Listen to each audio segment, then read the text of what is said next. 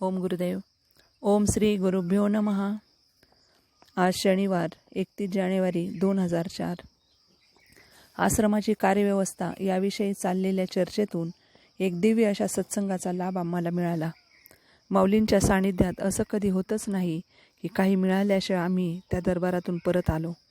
या संसारात प्रत्येक ठिकाणी व्यवहार असतो. अगोदर काही द्यावं तेव्हा थोडंफार मिळू शकतं, परंतु या दरबारात गुरुदेव आपल्या भंडारातील खजिना अखंड वाटत असतात. त्यातीलच हा आजचा अनमोल खजिना. परमपूज्य माऊली म्हणाले, मी आनंदपूरच्या आश्रमात गेलो होतो. तेथे मी 12 दिवस राहिलो. तेथील कार्यव्यवस्था मला खूप आवडली. म्हणतात की ग्वालियरच्या राजाने या आश्रमाकरिता 1.25 पैशाला ती 1000 एकर जमीन दिली आहे. मी जेव्हा तेथे गेलो तेव्हा आश्रमाच्या प्रवेशद्वारात आपण कुठून आलात, आपला पूर्ण पत्ता, आपण कोणाकडून गुरुमंत्र घेतला आहे, हे सर्व तेथे ठेवलेल्या फॉर्मवर लिहून द्यावे लागले. मलाच नाही, पण तेथे येणाऱ्या प्रत्येकालाच या नियमाचे पालन करावे लागते, तरच आत जाण्यास परवानगी मिळते. तेथे हजामत करणाऱ्यांपासून तर चप्पल शिवण्यापर्यंत त्यांचीच माणसे असतात. बाहेरून येणाऱ्या साधकांची त्यांच्याकडे चांगली व्यवस्था होती. एका गोष्टीचं मला थोडंसं वाईट वाटलं, कारण इतर ठिकाणाहून येणाऱ्या माणसांना अगदी AC रूम होत्या, पण महाराष्ट्रीयांना मात्र पत्र्याच्या खोल्या होत्या. मी एकाला विचारले तेव्हा ते म्हणाले, आपण येथे आहातच तर आपणच ते कारण शोधा. आणि खरोखरच मीही याच रक्ताचा, याच मातीचा, पण मलाही वाईटच वाटलं. त्याचं कारण असं होतं, जेव्हा तेथील गुरु महाराजांच्या दर्शनाला रांगा लागल्या होत्या तेव्हा बाहेरून आलेले लोक कितीतरी दूर अंतरापासून फक्त आपल्या गुरु महाराजांनाच पाहत असे. त्यांच्याकडेच त्यांचे लक्ष. हात जोडून फक्त गुरु महाराज आपल्याकडे पाहतात का, एवढ्याच धास त्यांना असे. आणि महाराजांनी त्यांच्याकडे पाहिले तर मग त्या आनंदाला काही पारावरच नाही.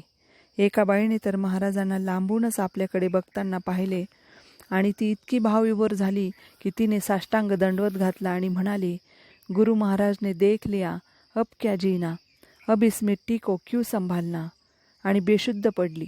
तिला शेवटी उचलून नेऊन हॉस्पिटलमध्ये ॲडमिट करावे लागले. गुरु महाराजांच्या दर्शनाला कोणीही खाली हात जात नाहीत. त्यांच्या चरणांवर नोटांचे बंडल, सोने, वस्तू एवढंच काय, गळ्यातील दागिनासुद्धा टाकला जातो. त्यामुळेच तेथे या संपत्तीने रोजच्या रोज खोकेच भरतात. तेथे शेजारीच बिस्किटाचे दुकान आहे. तेथूनच पुढे आणून साधक गुरु महाराजांच्या चरणावर ठेवतात आणि तेच परत दुकानात. तेव्हा मी म्हणालो, हे असं का? तेव्हा उत्तर मिळाले, गुरु महाराजांच्या चरणांवर आलेला इथून कोणीही खाली हात जात नाही.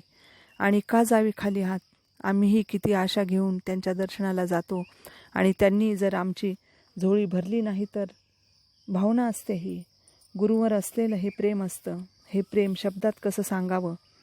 अगर एखाद्याच्या स्वप्नात जरी गुरुदेव आले तर दुसऱ्या दिवशी तेथे मोठा सोहळा होतो. मिठाई वाटली जाते. मग हे वाटताना सर्वच्या सर्व मिठाई विकत घेतली जाते. भक्तांच्या हृदयातील हे प्रेम काही वेगळंच असतं.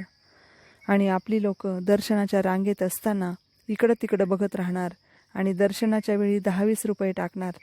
मला कारण समजलं होतं आणि कदाचित आपल्यात सुधारणा होण्यासाठीही तेथील कार्यरचनेत असा थोडासा भेद केलेला असावा. हे मी एवढ्यासाठी सांगत आहे की आपल्यामध्ये परिवर्तन होत गेले पाहिजे. तेथे जेव्हा गुरु महाराज चालतात तेव्हा पुढे महाराज असतात आणि काही अंतरावर बाकीचे लोक हात जोडून नम्रपणे हां जी करत त्यांच्या मागे चालतात. उदाहरणच द्यायचं झालं तर एखादं बांधकाम पूर्ण करायचं असेल म्हणजे एखादी जास्त लांबीची भिंतसुद्धा ते दुपारपर्यंत बांधून घेतात. तेथे सेवाभाव फार आहे. महाराजांच्या आंघोळीसाठी तलाव आहे आणि त्यात फुले अत्तर टाकून महाराजांच्या स्नानाची तयारी केली जाते. महाराज म्हणतील ते ऐकले जाते. तेथे महाराजच ट्रस्टी आणि महाराजच सर्व काही. त्याला आपण हम करोसे कायदा असं म्हटलं तरी चालेल. पण व्यवस्था इतकी चोख होती की आम्ही पूर्ण रेल्वेभर माणसं तेथे उतरलो होतो. अवघ्या 35 मिनिटात त्यांनी आम्हाला जेवायला दिले. कसं करत असतील ते? आपण जाऊ एकदा तेथे. तेथील साधक फक्त गुरुलाच मानतात. ते म्हणतात, देव तर मंत्राच्या अधीन असतात. ते तुम्हाला काय देणार? तुम्हाला पाहिजे असेल तर रिद्धी-सिद्धी देतील, पण त्याने काय होणार? तुम्ही मायामोहातच अडकणार ना. गुरुदेव तर इहलोक आणि परलोक दोन्हीही सुधारतात. ते महाराज मला ओळखायचे. ते मला जेव्हा चलो वचन म्हणायचे तेव्हा तेथील शिष्यांना फार आश्चर्य वाटायचे. ते म्हणायचे, हमारे गुरु महाराज आपका नाम लेकर पुकारते है. एकदा सत्संगात त्यांनी बाजूला तोंड करून थू थू केले. तेव्हा एकाने विचारले. तेव्हा महाराज म्हणाले, दुसऱ्या साधकाचे नाव घेऊन, त्याने आमरसाचा भोग लावला, पण तो फार आंबट आहे. मग विचारणाऱ्या साधकाने त्या साधकाला फोन करून सांगितले की रस गोड करून भोग लाव. तेथे सत्संग 20 मिनिटे व्हायचा. मग आरत्या. प्रत्येक 2 नारळाच्या झाडांच्या मध्ये एकाची राहण्याची व्यवस्था होती. तेथे मंद अशा आवाजात हा सत्संग व आरत्या ऐकू येत असत. खूप छान वाटायचं. त्यांची भक्तीच वेगळी. रात्री झोपण्यापूर्वी ते आपल्या गुरूंचा फोटो आडवा ठेवत आणि म्हणत, गुरुदेवजी आप आराम से सो जाइए. आणि मग सकाळी आपली आंघोळ झाल्यानंतर ते गुरूंचा फोटो पुन्हा पूर्ववत करत. तेथे मला असे वेगळेच भक्त पाहायला भेटले. इतका मोठा आश्रम, पण प्रवेशद्वारातून आपण आत प्रवेश केल्यानंतर कोठेही थुंकू शकत नाही इतकी स्वच्छता तेथे आहे. सांगायचं तात्पर्य एवढंच की सेवक आणि दाता या दोन्हीच्या समर्पणातूनच ही व्यवस्था किती उत्कृष्ट ठरू शकते याचंही उदाहरण. प्रत्येकाचं तत्त्वज्ञान हे वेगळंच. येवल्याच्या आश्रमात एक साधक पाणी घालून दूध विकायचा. मी त्याला म्हणालो, गुरूंच्या आश्रमात राहूनसुद्धा दुधात पाणी घालतो. तेव्हा तो म्हणाला, माझ्यासाठी थोडंच हे करत आहे. ज्यांच्यासाठी हे करतो ते पाहून घेतील. त्या आश्रमात तेव्हा एक अशी पद्धत होती की दोघांनी झोळी घेऊन लोकांकडून पैसे जमा करायचे आणि गुरुदेव म्हणायचे, पैसे घ्यायला हयगय करू नका, त्यांना पार नंग करा, त्याशिवाय ते परमात्म प्राप्ती करू शकणार नाहीत. आणि जमा झालेले पैसे माझ्या खिशात टाका.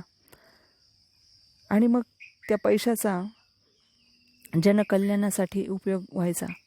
किती तळमळ होती त्यांना लोककल्याणाची, लोकांच्या परमार्थिक उन्नतीची. एकदा गुरुदेव आले आणि मला विचारले, साधना कशी करतो? मी सांगितले. तेव्हा मला म्हणाले, थोडाच जप कर, फार करायची काही गरज नाही. हे देव तुला काय देणार? तू त्या फंदात पडू नको. हे सर्व स्वार्थी आहेत. नंतर म्हणाले, तू ध्यान कर, बाकी सर्व मी करतो. एकदा माझ्या भावाला म्हणजे विनोदला निरोप पाठवून बोलून घेतले. रात्रीची वेळ होती. त्याला मालाचा ट्रक घेऊन 40गावला जायचे होते. पण गुरुदेवांनी बोलावले व म्हणाले, तू आज जाऊ नको, इथंच मुक्काम कर. त्याला मनातून वैताग आला, कारण धंदा बुडणार होता. पण तो थांबला. सकाळी 10 वाजता त्याला पाहिल्यावर म्हणाले, तू अजून इथंच का? तुला कोण थांब म्हटलं? त्यानंतर विनोद गाडी घेऊन तेथे गेल्यावर त्याला तेथील ट्रान्सपोर्टवाला म्हणाला, बरं झालं तू आला नाहीस. रात्री त्या गाडीचा अपघात झाला आणि दोघे जागेवरच गेले. ही अशी लीला असते संतांची. समजून घेतलं तर सर्व काही, नाही तर काहीच नाही. एकदा मला म्हणाले, तू ऐश कर वचन, तुला काय लफडे करायचे तेवढे कर. हेमा जैसा बदमाश है ना तेरे पीछे. म्हणजे हिमालयासारखा बदमाश. माझ्या भावाला तर म्हणायचे, तू शराब पी जा, ऐश कर. तो मला म्हणाला, बाबा असं काय म्हणतात? तेव्हा नंतर समजले की ती हरिनामाची शराब पी म्हणत होते. स्वामी राम 105 वर्षांचे. त्यांची उंची 6.5-7 फूट, पण नुसता हाडांचा सापळा. कोणताही पलंग त्यांना झोपायला पुरत नसे. दिवसभर सूर्याकडे बघत राहायचे. पण एकदाही पापणी लवत नव्हती. मला म्हणाले, प्रार्थना काय करतो? प्रार्थनेने काही होणार नाही. कशासाठी करतो प्रार्थना? देवाला काही समजत नाही का? तो काही दूर आहे का? दूर असेल तरच प्रार्थनेचा प्रश्न आहे. त्यांचं हे तत्त्वज्ञान. 4-5 वर्षांनी ते पुन्हा आले.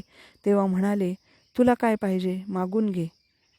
परमेश्वराला नाही मागायचं तर कोणाला मागायचं?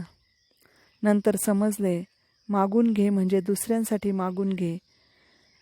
एकाच संतांचे हे वेगवेगळे परस्पर विरोधी तत्त्वज्ञान. मला तर काहीच समजत नव्हतं. काय करावं, कोणाचं आणि नेमकं कोणतं ऐकावं हेही कळत नव्हतं. काही तर असे संत जे परकाया प्रवेश करून क्षणात कोणाच्या स्वप्नात जाऊन येतात, पण आपल्यातील योग्यता ते जाहीर करत नाहीत. जनसंपर्कापासून दूर दूर राहतात. म्हणतातही या लोकांचं काय कल्याण करायचं? त्यांना स्वतः त्यांच्या उद्धाराची ओढ नाही. मी तुम्हालाही हेच सांगत आहे. आपल्याला आत्मोन्नती करायची आहे. तुम्हाला आहेचा मार्ग आवडेल की नाहीचा? आहेचाच ना, मग पुढे चालत राहा. संकटही येतीलच, त्यातूनच तर नवे नवे अनुभव येतील. स्वामी विवेकानंदांनीही संकटेच मागून घेतली होती ना, आणि संकटे कोणाला येत नाहीत. रामासारखा मुलगा असताना त्याच्या तिन्ही मातांना विधवापण स्वीकारावं लागलं. रामासारखा पती असताना सीतेच्या पदरी काय पडलं. जेथे राम जन्मला तेथे रामाचं मंदिरसुद्धा आज अस्तित्वात नाही. हाच तर संसार. राम जन्मण्यापूर्वी रामायण लिहिले गेले, परंतु प्रारब्धानुसार प्रत्येकाला आपापले भोग भोगावेच लागतात. सर्व संसारच स्वार्थाने भरलेला आहे. पत्नीला पती हवा असतो प्रेमासाठी, पतीला पत्नी हवी असते सेवेसाठी, मुलांना मातापिता हवे असतात आधारासाठी. एकदा मातीत गेलं की सगळंच संपतं. येथे कोणी कोणाचे नाही. मुठ्ठी बांध के आये थे, मुठ्ठी खोल के जाएंगे. मध्यंतरी एका साधकाचा मला फोन आला. सुरतहून म्हणाला, गुरुदेव मैं फंस गया, 10 लाख का घाटा हो गया. एक आदमी पर भरोसा किया था, उसने विश्वासघात किया, वो यहाँ से गायब ही हो गया. तेव्हा मी म्हणालो, अब आपने क्या सोचा है. तेव्हा तो म्हणाला, अब सोचना क्या है, मुट्ठी बांधकर आए थे, मुट्ठी खोलकर जाना है. वो गया वैसा मैं भी जाऊंगा एक दिन. यावर मी काय म्हणणार. असे काही साधक जेव्हा मला भेटतात तेव्हा मला त्यांच्याकडून काही ना काही शिकायला मिळते. आपला मुख्य विषय होता आत्मोन्नतीचा, प्रार्थनेचा आणि नामाचा. रामाचे नाव तर कोणीही घेतो, राम राम जपे कोई. पण हे घेण्याचे मर्म वेगळे, ते कळले पाहिजे. नेमकी रीत जमली पाहिजे. प्रार्थना कशी करावी त्याचीही नेमकी पद्धत असते. प्रार्थना करताना ते आपल्याला नाभी कमलातून करता यायला पाहिजे, मग ती फलित होते. येवल्याजवळ एक संत होते, पांडुरंग साकळकर त्यांचं नाव. ते एकदा बाभळीच्या झाडाखाली बसलेले होते. आम्ही त्यांच्याकडे गेलो. ते खूप रडत होते. आम्ही त्यांना विचारलं, तुम्ही का रडत आहात. म्हणाले, या बाभळीच्या झाडाला खूप ऊन लागतं म्हणून मला रडू येत आहे. तेव्हा मी म्हणालो, तिला तर काटे आहेत आणि तुमच्या रडण्याने काय होणार. तेव्हा ते म्हणाले, मला माहीत नाही. असे म्हणून ते रडतच राहिले. थोड्या वेळातच प्रकृतीत असा चमत्कार झाला की काळ्या ढगांचा एक तुकडा त्या बाभळीच्या झाडावर अशा प्रकारे आला की आम्ही बसलो होतो त्याच्या बाजूने बाभळीवर पूर्णपणे त्या ढगाने सावली केली होती. मीही माझ्या साधना काळात इतका रडलो आहे की अश्रूंनी माझा शर्ट चिंब भिजला जायचा. काही वाईट किंवा विपरीत असं काही घडलेलं नसायचं, तरीही मला फार रडू यायचं. पण त्यानंतर इतकं शांत वाटायचं. कधीकधी तर मला कोणी थोपटल्याचा स्पर्श जाणवायचा आणि मी शांत झोपायचो. काल रात्रीही 2:15च्या वेळेस याच ठिकाणी मी कॉटवर झोपलेलो होतो आणि येथे समोर श्वासाचा खूप वेळ आवाज येत होता. मी तो अनुभवला. मला खूप समाधान वाटलं. तुम्ही नाम जप करा, त्याचं फळ तुम्हाला नक्कीच मिळेल. आणि नाही मिळालं तरी परमेश्वर तुम्हाला बुडवणार तर नक्कीच नाही. जीवन जगताना आपण 2 गोष्टी विचारात घ्याव्यात. एक तर कोणालाही आपण दुखवणार नाही याची काळजी घ्यावी, आणि दुसरे म्हणजे आपली अधोगती होणार नाही याची दक्षता घ्यावी. काया वाचा आणि मनाने पवित्र राहावे. पवित्र झाल्याशिवाय परमात्मप्राप्ती होऊ शकत नाही. आपण अशांच्या सानिध्यात जावे ज्यांच्या सहवासात आपल्याला समाधान मिळते. ज्यांच्या संगतीत त्रास होतो त्यांचा संग टाळावा.